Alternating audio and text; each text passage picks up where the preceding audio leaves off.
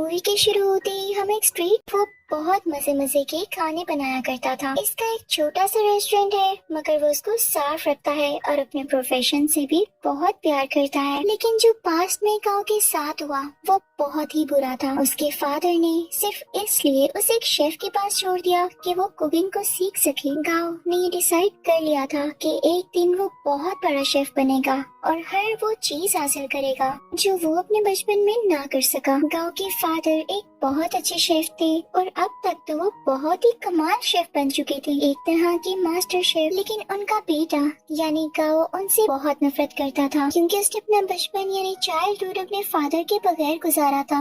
वो उन्हें मिस भी किया करता था, लेकिन इससे उसके फादर को कोई फर्क ही नहीं पड़ता था। दूसरी तरफ गाओ के फादर यानी वही मास्टर शेफ भी इस बात से खुश थे कि दुनिया को नहीं पता कि इनका बेटा भी है, और ये बात गाओ को और सैड करती थी। अब सीन बदलता है और हम एक और फेमस, हैंडसम और यंग शेफ को देखते हैं। वो बहुत ही रिच और रॉयल फैमिलीज के लिए खाना बनाया करता था। उसका नाम पॉल होता है। पॉल का ये ख्वाब था कि वो अपने फादर के लिए अपनी कंट्री में एक रेस्टोरेंट बनाएगा, इसलिए वो अब्रोड को छोड़ते हुए और सब ऑफर्स को मना करते हुए अपनी कंट्री वापस आ जाता है। वहाँ जाकर वो एक फिश सेलर के पास जाता है और कहता है कि मुझे एक बड़ी सी मछली तो दिखाओ। तो फिश सेलर उसे मना कर देता है।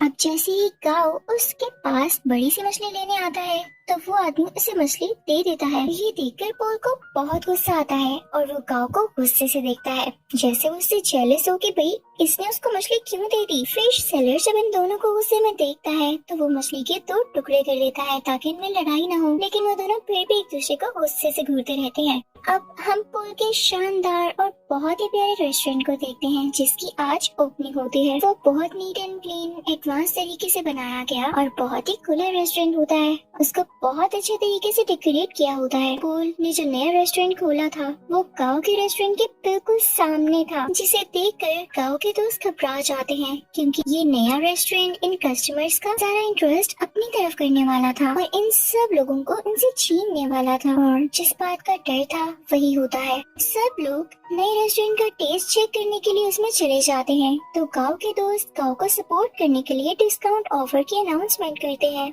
जो कस्टमर्स को वाकई में अट्रैक्ट करती है और वो फिर से गांव के रेस्टोरेंट की तरफ चल पड़ते हैं। इस बात से पॉल के दोस्तों को बहुत गुस्सा आता है और वो इनसे आके गुस्से से बात करते हैं कि तुम लोगों के साथ मसला क्या है, हमारी सक्सेस तुम लोगों से देखी नहीं जा रही। एट द एंड दोनों पार्टीज में डिसाइड होता है कि क्यों ना एक कंपटीशन रखा जाए और देखा जाए कि किस शेफ के हाथ में ज्यादा टेस्ट है। अब दोनों को जबरदस्ती कंपटीशन में पार्ट लेने के लिए कहा जाता है। पहले तो वो मान नहीं रहे होते, लेकिन जब एक दूसरे को देखते हैं तो पहचान लेते हैं कि इन लोगों का सामना तो सिर्फ फिश स्टॉल पर हुआ था, तो ये लोग कंपटीशन के लिए रेडी हो जाते हैं। अब टेबल लग जाता है और उस पर एक बड़ी सी फिश रखी जाती है जिसको इन दोनों ने काटना था। अब सबसे पहले पॉल फिश को काटता है और उसके कांटे बहुत स्मूथली और तेजी के साथ निकालने लगता है और उसका ये तरीका सबको बहुत पसंद आता है। अब वो फिश फेंकता है गाँव की तरफ। गाँव भी फिश को बड़े अच्छे तरीके से काटता है और उसकी स्किन जब सबको दिखाता है तो उस पर जरा सा भी फ्लैश नहीं होता, यानी उस पर जरा सा भी फिश का मीट नहीं लगा होता, तो उसको भी सब बहुत एडमायर करते हैं, यानी दोनों की बराबर तारीफ होती है। अब वहाँ एक चेयरमैन भी होते हैं जो उनसे कहते हैं कि एक इंटरनेशनल कुकिंग कंपटीशन होता है, मुझे लगता है कि तुम दोनों को उसमें पार्ट लेना चाहिए। अब दोनों को प्रूव तो करना था कि इनमें से कौन बेस्ट शेफ है, तो दोनों रेडी हो जाते हैं। अब पॉल मीडिया को बताता है कि मैं फ्रांस में कुकिंग करता था और चाइना आकर मैंने फील किया कि अब भी लोग पुराने तरीकों को यूज करके कुकिंग करते हैं, और जाहिर है ये बात वो इनडायरेक्टली गाँव को ही कह रहा था और इसे देख के गाँव को बहुत गुस्सा आता है। अब वहाँ सबको पता चलता है कि पहले इनका आपस में कंपटीशन होगा, अगर ये लोग उसे जीत जाते हैं तब ये लोग फाइनल तक पहुँच सकेंगे और साथ ही साथ बहुत ही बड़े मास्टर शेफ से मिलने का भी चांस मिलेगा। और ये मास्टर शेफ कोई और नहीं बल्कि गाँव के ही फादर थे। उधर गाँव के रेस्टोरेंट में पॉल की दोस्त आती है और गाँव और उसकी दोस्त को रेस्टोरेंट आने का कहती है कि आज का खाना आप हमारी तरफ खाएं। अब वो दोनों यानी गाँव और उसकी दोस्त पॉल के रेस्टोरेंट तो जाते हैं, लेकिन उनको खाना पॉल नहीं बल्कि पॉल की वही दोस्त सर्व करती है। दिखने में वो खाना तो फ्राइड एग और एक प्लांट पोट की तरह लग रहा था, लेकिन उसका टेस्ट एकदम अलग था। तो ये देख के वो सोचता है कि वाकई पॉल की कुकिंग बहुत एडवांस है, तो वो सीधा किचन में जाता है और उसको गुस्से से कहता है, पॉल अपना खाना अच्छा दिखाकर क्या साबित करना चाहते हो कि तुम बहुत अच्छे कुक हो। तो पॉल चुप रहता है और उससे मीट पकाने का कहता है कि चलो देखते हैं कौन ज्यादा अच्छा मीट पका सकता है। गाओ चैलेंज एक्सेप्ट करता है। अब गाओ बहुत ही अच्छे तरीके से वो मीट पकाता है। वो बहुत डिलीशियस लग रहा होता है।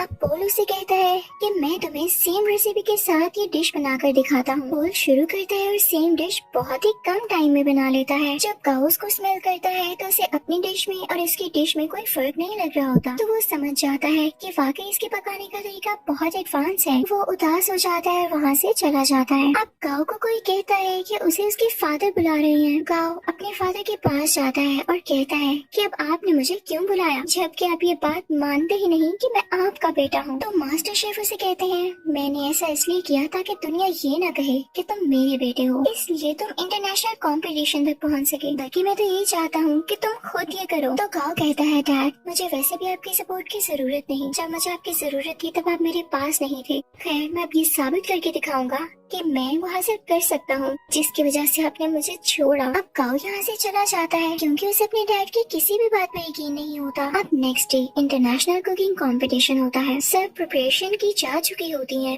कॉम्पिटेंट्स यानी पॉल और गाओ भी रेडी होते हैं। टाइम स्टार्ट होता है। पॉल की कोई स्वीट डिश होती है और गाओ की चिकन डिश। दोनों बहुत मेहनत से अपनी डिशेस तैयार करते हैं। पॉल तो टाइम से पहले ही अपनी डिश तैयार कर लेता है, लेकिन उसके बाद गाओ की भी शानदार डिश रेडी हो जाती है। उसने भी टाइम पर अपना दिया गया टास्क पूरा कर लिया था। जजेस और ऑडियंस बहुत इम्प्रेस होते हैं और अब उनकी डिशेस को टेस्ट किया जाता है और दोनों के सेम पॉइंट्स आते हैं क्योंकि जज को उनके खाने में इतना ज्यादा डिफरेंस नहीं लग रहा था, यानी दोनों की डिशेस बहुत मजे की थी। तभी स्टेज पर एक जज आता है और इस कंफ्यूजन को क्लियर करने के लिए कहता है कि नो डाउट दोनों की डिशेस की टेस्ट बहुत आला थे, लेकिन मुझे टाइम मैनेजमेंट पॉल की ज्यादा पसंद आई, इसलिए ये कंपटीशन पॉल ने अपने नाम कर लिया है। पॉल यहाँ पर बहुत ज्यादा खुश हो जाता है। गाओ क्योंकि कंपटीशन हार चुका होता है तो वो बहुत ज्यादा उदास होने की वजह से अपने घर पे नहीं जाता और वीडियो गेम्स खेलने के लिए चल पड़ता है। वो कई दिन तक अपना टाइम यूं ही स्पेंड करता रहता है और एक दिन उसके पास वही शेफ आते हैं जिनके पास उसने अपना बचपन गुजारा और उसी के पास गाओ के डैड उसे छोड़ कर गए थे। वो उसे समझाते हैं कि गाओ देखो, हार जीत तो इंसान की जिंदगी का हिस्सा होती है ना। अगर आज तुम नहीं जीत सके तो क्या जरूरी है कि कल भी नहीं जीत पाओगे। लेकिन गाओ घर जाने के लिए तैयार ही नहीं था। उसे बहुत समझाने के बाद कन्विंस कर लिया जाता है कि उसे घर जाना होगा और अगले कंपटीशन की तैयारी करनी होगी। अब पॉल बहुत ज्यादा खुश होने की वजह से अपने रेस्टोरेंट जाता है। वो बहुत एंजॉय करता है। उसके सामने उसके दोस्त बैठे होते हैं तो बातों बातों में उसके दोस्त उसे कहते हैं पॉल तुम अपनी दोस्त को चांस क्यों नहीं देते हो, वो इतने टाइम से तुम्हारे साथ है, तुम उस पर ट्रस्ट तो करो, उसे अलाउ करो कि वो इंटरनेशनली तुम्हें रिप्रेजेंट कर सके, तुम्हारे रेस्टोरेंट का नाम ऊंचा कर सके। तो पॉल उसे कहता है हाँ वो मेरी अच्छी दोस्त जरूर है, इस बात से मैंने मना नहीं किया, लेकिन यार उसे खाना तक पकाना नहीं आता, वो कैसे मेरे रेस्टोरेंट को इंटरनेशनली रिप्रेजेंट कर सकती है। तो उसका दोस्त और बातें करने लगता है और उसकी बातों से ये लग रहा होता है जैसे ये उसकी दोस्त के साथ ही मिला हुआ है और इनके दिल में लालच आ रही है। तभी वहाँ पर पॉल की वही दोस्त आती है और उसके सामने सूप की 2 कप रखते हुए कहती है पॉल क्या तुम मुझे बता सकते हो कि इनमें से किस में सॉल्ट ज्यादा है। तो यहाँ पर पॉल खामोश हो जाता है क्योंकि उसमें टेस्ट करने की एबिलिटी ही नहीं होती, उसके टेस्ट बर्ड्स ऐसा कर ही नहीं सकते थे और ये नेचुरली था। तो इस बात की वजह से पॉल को बहुत दुख होता है कि उसकी अपनी दोस्त ने उसके बाकी दोस्तों के साथ मिलकर उसे चीट किया और धोखा दिया। तो अब उसकी दोस्त कहती है क्या हुआ पॉल, तुम समझते थे कि मैं तुमसे प्यार करती हूँ। ये तुम्हारी गलत फहमी थी, आजकल ऐसा कहाँ होता है। मैंने तो तुमसे दोस्ती सिर्फ इसीलिए की थी ताकि तुम्हें यूज करके इंटरनेशनल कंपटीशन में जा सकूं। वैसे जाना तो मेरे लिए पॉसिबल नहीं था, लेकिन आज तक जो मैंने तुम्हारा राज रखा उसके बदले में तुमने मुझे क्या दिया। क्या तुम मुझे एक ऑफर नहीं कर सके। लेकिन अब नहीं, अब मैं खामोश नहीं रहूंगी क्योंकि मैं भी इस कंपटीशन में जा सकती हूँ।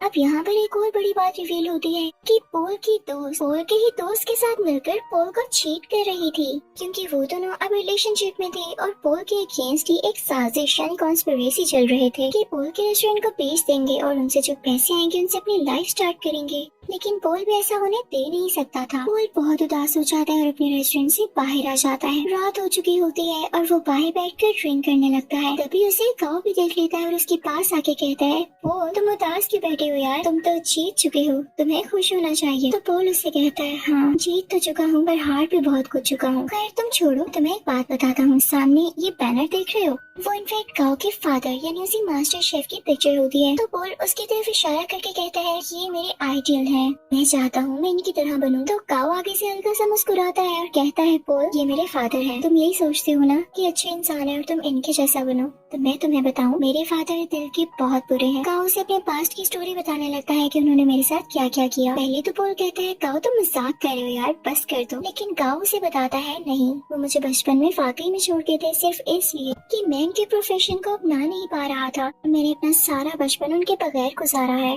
तो पोल कहता है अच्छा उदास नहीं हो, अब हम क्या कर सकते हैं। तो गाओ से कहता है बॉटल्स फेंक सकते हैं। तब वो दोनों खाली बॉटल्स उस बैनर की तरफ फेंकने लगते हैं और बहुत खुश होते हैं। यहाँ पर इन दोनों में दोस्ती हो जाती है और ये सीन बहुत ही ज्यादा क्यूट है। अब पोल जब वहाँ से अपने रेस्टोरेंट वापस जाता है तो देखता है कि उसके दोस्त उसके रेस्टोरेंट का सौदा कर रहे होते हैं। तो पोल उनसे कहता है ये क्या हो रहा है, तुम लोग मेरी इजाजत के बगैर ऐसा कर भी कैसे सकते हो। तो उसके दोस्त उससे कहते हैं मुझे ये बताओ इंटरनेशनल कंपटीशन में अपने साथ किसको लेकर जाओगे, क्योंकि राउंड 2 में अकेले नहीं पका सकते, आपके साथ आपका पार्टनर होना लाजमी होता है। क्या तुम अपनी दोस्त को लेकर जाओगे। तो पोल कहता है मेरा दिमाग नहीं खराब, मैंने डिसाइड कर लिया है कि मैं किसे अपने साथ लेके जाऊंगा जो कि वाकई डिजर्विंग है। पोल यहाँ पर गाओ का नाम लेता है तो ये सुनकर उसके दोस्त काफी जेलस होते हैं। उनमें से एक कहता है पोल याद रखना तुम्हारा करियर मिट्टी में मिल जाएगा। तो पोल उसे अपने सर से हिट करता है, उन सबको वहाँ से भगा देता है। जब ये सारे लोग चले जाते हैं तो गाओ का वही गार्डियन शेफ पोल से कहता है पोल वाकई तुमने ये सोचा है कि तुम गाओ को अपने साथ लेकर जाओगे। तो पोल कहता है हाँ क्यों नहीं, और साथ ही वो गाओ के शोल्डर पर पैट करता है और कहता है हाँ ये डिजर्विंग है। सब बहुत खुश होते हैं। अब यहाँ पे कंपटीशन की तैयारियां शुरू हो जाती हैं। दोनों में ये डिसाइड होता है कि पोल गाओ को अपने नए तरीके सिखाएगा जबकि गाओ पोल को अपने पुराने तरीके जिस तरह से वो कुकिंग करता है। गाओ पोल से कहता है तुम परेशान मत होना, अगर तुम्हारे टेस्ट बड्स काम नहीं करते मैं तुम्हारा टेस्ट वापस लाने में तुम्हारी मदद करूंगा। वो उसे समझाता रहता है कि इस तरह करो।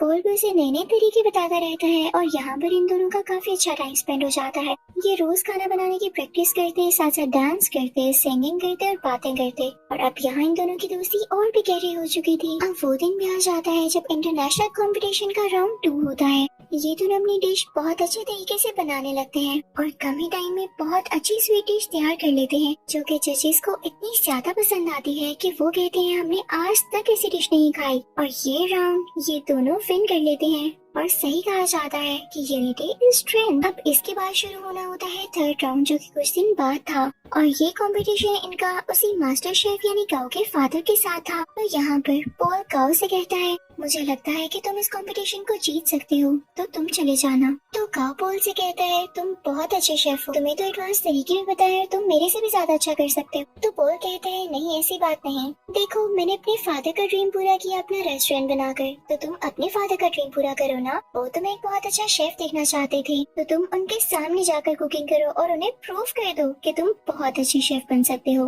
तो गाओ मान जाता है और पोल का शुक्रिया अदा करता है। अब थर्ड और फाइनल राउंड स्टार्ट हो चुका होता है। दूसरी तरफ मास्टर शेफ भी अपनी डिश बनाने लगता है। अब गाओ भी शुरू हो जाता है लेकिन शुरू होने से पहले ही उसे अपने बचपन की कुछ यादें आने लगती हैं जहाँ पर उसके फादर उसे छोड़ गए थे और उसे काफी बच्चे बुली किया करते थे। वो उन्हीं यादों में खो जाता है। उसके फादर आकर उसके मुंह पे पानी गिराते हैं और कहते हैं अपना काम शुरू करो। तब यहाँ पर गाओ कुछ बनाना शुरू करता है। दूसरी तरफ गाओ के फादर यानी वही मास्टर शेफ बहुत ही ज्यादा प्यारी स्वीट डिश बनाते हैं जैसे फायर लगी हो और उसमें से एक फूल निकल रहा हो। उस फूल का बहुत ही आला टेस्ट होता है। जजेस को ये बहुत ज्यादा पसंद आता है और जब गाओ की बारी होती है कि वो अपनी डिश दिखाएगा उसने क्या बनाया है तो वो एक बाउल में नूडल्स बनाकर सीधा अपने फादर के पास जाता है और उनको वो प्रेजेंट करता है। मास्टर शेफ उसे टेस्ट करते हैं तो वो नूडल्स उन्हें बहुत अच्छे लगते हैं और ये वही नूडल्स होते हैं जिनकी वजह से गाओ को उसके फादर से डांट पड़ी थी कि तुम तो नूडल्स तक नहीं बना सकते। और आज गाओ ने इतने मजे के नूडल्स बनाए थे कि उसके फादर उसे खाना ही नहीं छोड़ते